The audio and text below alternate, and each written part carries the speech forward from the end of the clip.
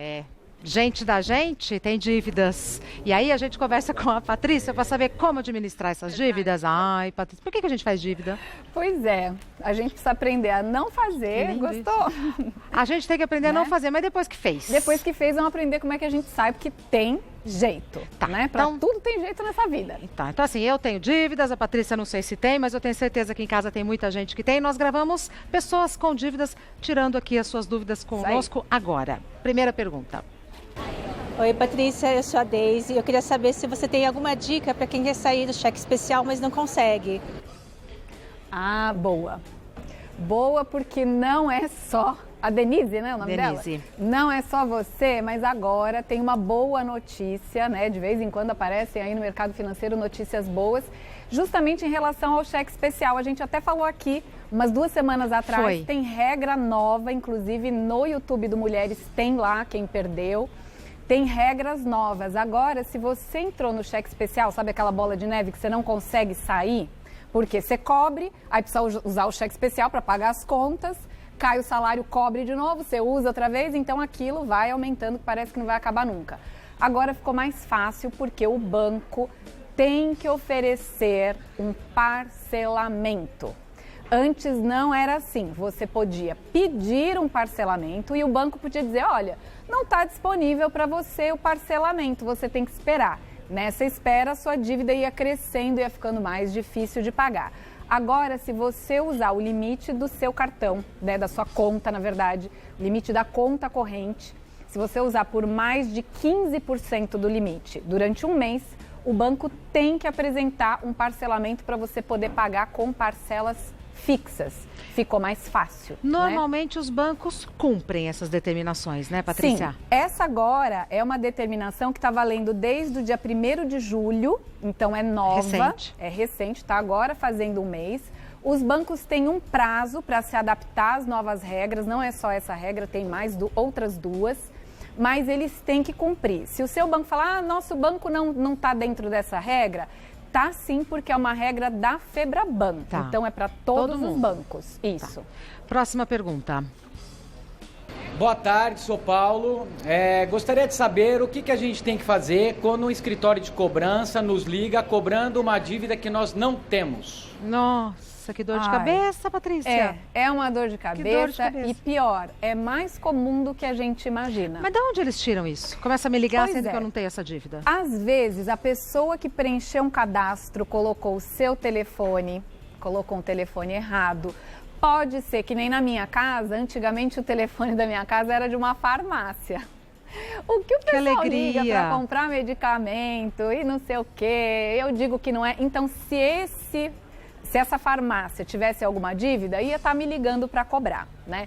O que você faz quando isso acontece, né? Tá te ligando, na minha casa também às vezes ligavam pedindo para falar com fulano de tal, não era da minha casa, ligava todo dia e eu dizia, não é aqui. O que eu fiz que deu resultado? Começou a xingar, né? Quem ligava e falava, para com isso. A vontade é essa, não é o seu perfil. Você, mas a vontade gente, dá muita vontade de falar, escuta aqui, você já me ligou 1000 vezes, já não falei, né? Que não é daqui? Você tá perdendo meu tempo, seu tempo, não vou pagar, não conheço a pessoa. O que eu fiz? Eu gravei a ligação, avisei, falei, olha, eu já avisei várias vezes, vocês estão ligando, gravei a ligação, disse, estou gravando essa ligação porque eu vou ligar aí no seu escritório e vou mandar para a ouvidoria do seu escritório que eu estou dizendo diuturnamente aqui que esse telefone não é meu. Não adiantou, continuaram ligando. Eu mandei um e-mail, eu liguei para o próprio escritório, falei, olha, eu já avisei todos os seus 1000 atendentes que não é daqui, mandei um e-mail, coloquei o áudio, não ligaram mais. Como que você gravou esse áudio? Eu coloquei no Viva Voz do telefone, porque ligava no meu telefone fixo, então eu coloquei no Viva Voz e gravei com o celular. Tá. Então, se fica lá aquele arquivo, eu anexei aquele arquivo, pararam de ligar, recebi um e-mail, olha, desculpa, etc. Se isso não adiantar, porque graças a Deus era um escritório idôneo, escritório de cobrança não é porque está cobrando que também não é idôneo. É no escritório idôneo, parou de me ligar. Se por acaso não parar de ligar, você pode ligar na Anatel. Você entra aí no site da Anatel, tem um telefone que você pode dizer, olha, o meu número está sendo confundido com o número de tal pessoa, tal escritório, às vezes é mais de um escritório que liga, então tal escritório e tal escritório com esse telefone estão me ligando, Eu tenho gravações para comprovar, porque senão depois eles dizem que não ligaram, e aí ficou dito pelo não dito.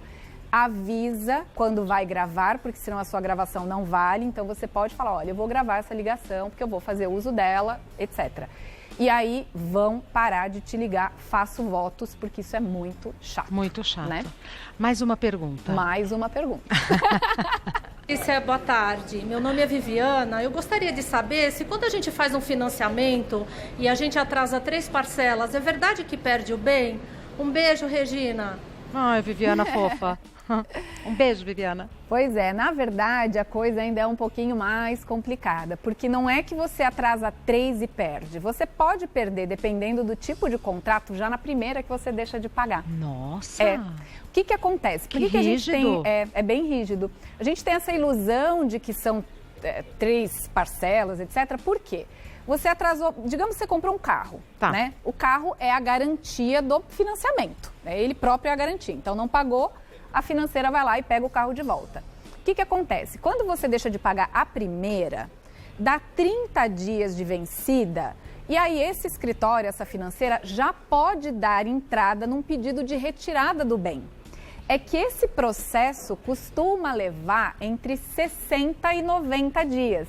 Então, se a pessoa está ali inadimplente por 3 meses, na verdade, já lá no primeiro mês que você atrasou, dependendo da financeira, do banco, ele já entra com um pedido para reaver o bem. Então, pode ser até antes, se a justiça é um pouquinho mais acelerada, não fica aí muito naquela certeza, não, só vão me processar quando eu deixar de pagar a terceira. Não é bem assim. A gente realmente, quando faz esse tipo de coisa, tem que ter muita certeza, o máximo possível, de que vai pagar, senão você está achando que o bem é teu e vão lá e te retiram ele. Complicadinho. Mais uma. Oi, meu nome é Estela. Eu queria saber qual a melhor forma de colocar as dívidas em dia. Parcelar é uma boa saída? Ai, que bonitinha, Estela. Fofa. E essa é uma pergunta também muito comum, porque às vezes as pessoas falam, poxa, eu já estou devendo, já tem juro, aí eu vou parcelar, eles colocam mais juros ainda, então eu não vou parcelar. Só que, dependendo da dívida, é muito melhor parcelar. Por exemplo, dívida do limite da conta é um juro muito alto. Se você está devendo, vamos supor, R$3.000 lá, já com juros, com tudo, se você for parcelar, vai ter sim um juro em cima desses 3.000. Porém, essa parcela vai ficar fixa. Então, é mais fácil de você pagar. Em vez de todo mês você está devendo aquele montante inteiro com juro, você colocou juro uma vez, dividiu ali em 5, 6, 10, 20 parcelas. Fixas iguais. Fixas. Iguais. Ah, tá. Depois disso, elas não aumentam mais, então fica muito mais fácil de você pagar, porque se a tua parcela é de R$300, você sabe que dali 6 meses, 12 meses, dependendo do prazo que você fez, você tem aquela parcela fixa de 300. Fica mais fácil de você se organizar, né? Patrícia, eu já ouvi várias vezes a seguinte frase, vale a pena você fazer dívida porque você renegocia por muito menos parcela, você ainda sai no lucro. Faz sentido?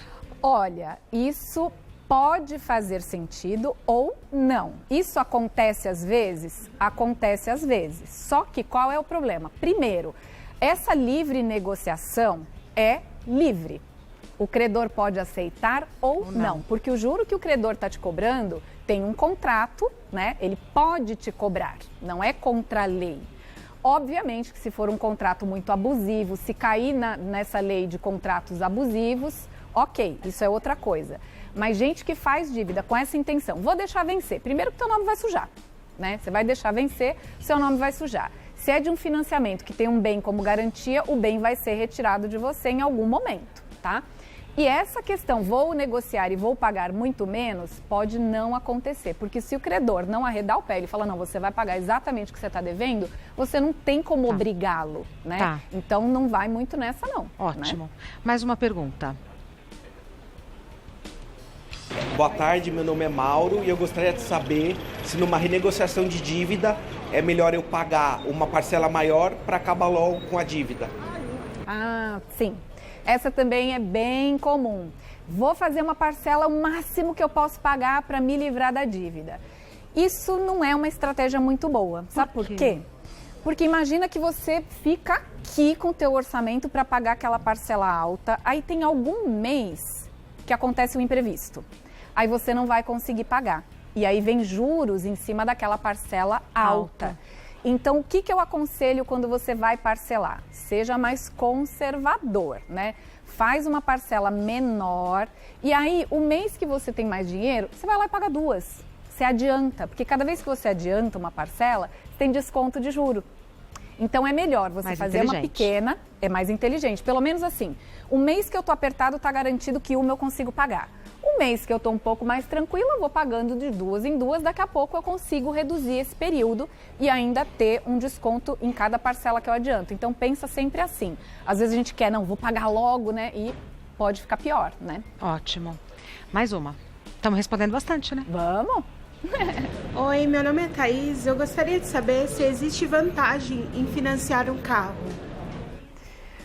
Olha, também é uma boa pergunta. Aliás, vocês estão de parabéns hoje, porque muita gente pergunta isso. Qual é a vantagem de financiar?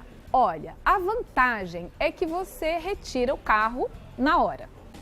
Só essa vantagem? Eu não vejo muitas outras vantagens, além dessas. Por quê?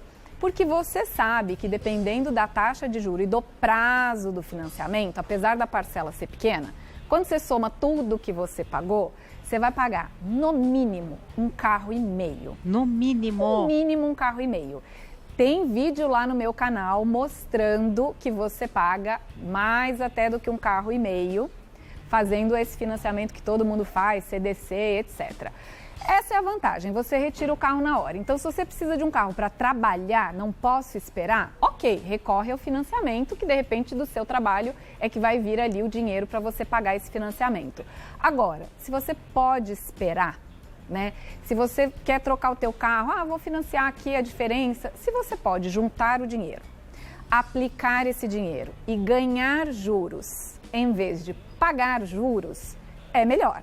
Então, a paciência, nesse caso, é bacana. E tomar muito cuidado se você realmente fala, não, no meu caso eu vou ter que financiar, tomar muito cuidado com a taxa de juros, parece que é pequenininha, às vezes eles falam, é 2%, mas lembra, 2% todo mês, durante todo o período. Vai acumulando. Vai acumulando. Tá. Depois eles vão dividir todo aquele acúmulo em parcelas iguais. Ok, mas soma. Bastante. Soma quanto você vai pagar. Bastante. É doído.